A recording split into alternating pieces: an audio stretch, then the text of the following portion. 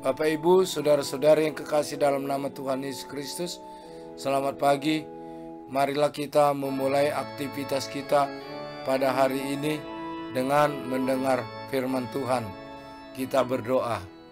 Tuhan Allah yang Maha Pengasih dan Maha Penyayang, kami mengucap puji dan syukur kehadirat-Mu karena kasih setia-Mu yang senantiasa menyertai kami melewati malam yang gelap hingga pagi hari yang cerah ini. Kami hendak mendengar firman-Mu, terangilah hati dan pikiran kami dengan kuat kuasa Roh-Mu yang kudus, agar kami dapat mengerti akan firman-Mu, dapat melakukan itu di dalam kehidupan kami sehari-hari. Terimalah Tuhan doa kami ini dalam pengasihan-Mu, di dalam Kristus Yesus, Tuhan dan Juru Selamat kami. Amin. Yang menjadi nats renungan bagi kita pada hari ini, Selasa 24 Januari 2023, diambil dari surat Rasul Paulus kepada jemaat Galatia pasal 2 ayat 20. Demikianlah bunyinya.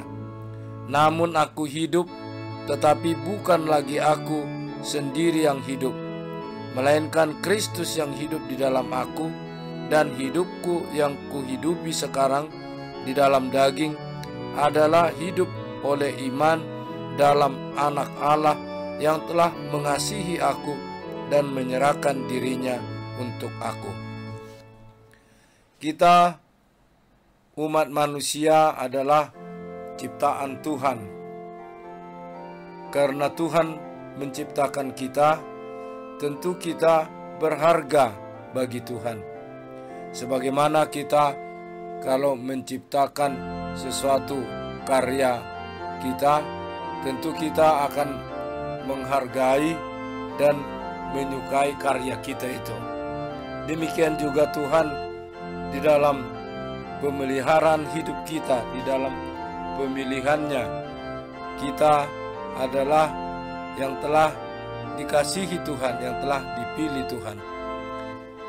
Nats ini adalah merupakan kesaksian dari Rasul Paulus, di mana dia dalam menjalani kehidupannya, di mana dalam tugas panggilannya untuk memberitakan berita sukacita ke tengah-tengah dunia ini adalah karena kuat kuasa dan kasih Tuhan yang menyertai hidupnya. Dan dia menyadari sesungguhnya dia yang tadinya orang yang membenci orang-orang Kristen, membenci pengikut Kristus, sekarang dia berbalik menjadi mengasihi Kristus, mengimani Kristus, dan memberitakan atas kasih Allah di dalam Yesus Kristus yang telah datang ke tengah-tengah dunia ini membawa hidup, membawa keselamatan.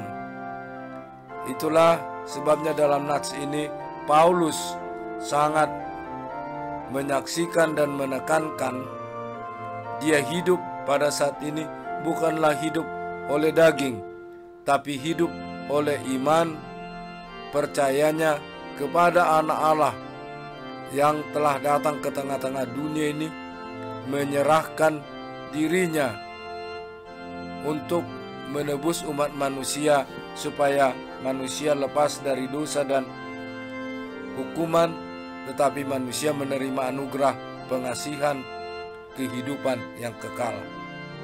Nats ini mau mengajarkan kepada kita pada saat ini, kita boleh menjalani hidup kita boleh menyaksikan kebesaran Allah, kebesaran kasih Allah dalam Yesus Kristus.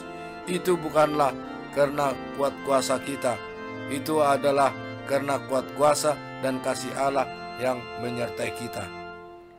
Itulah kiranya melalui firman ini, mari kita senantiasa memuji dan memuliakan Tuhan di dalam kasih-Nya di dalam Yesus Kristus, dan kita senantiasa menyaksikan kebesaran Allah di dalam Kristus Yesus yang telah membawa terang, membawa kekuatan di tengah-tengah dunia ini.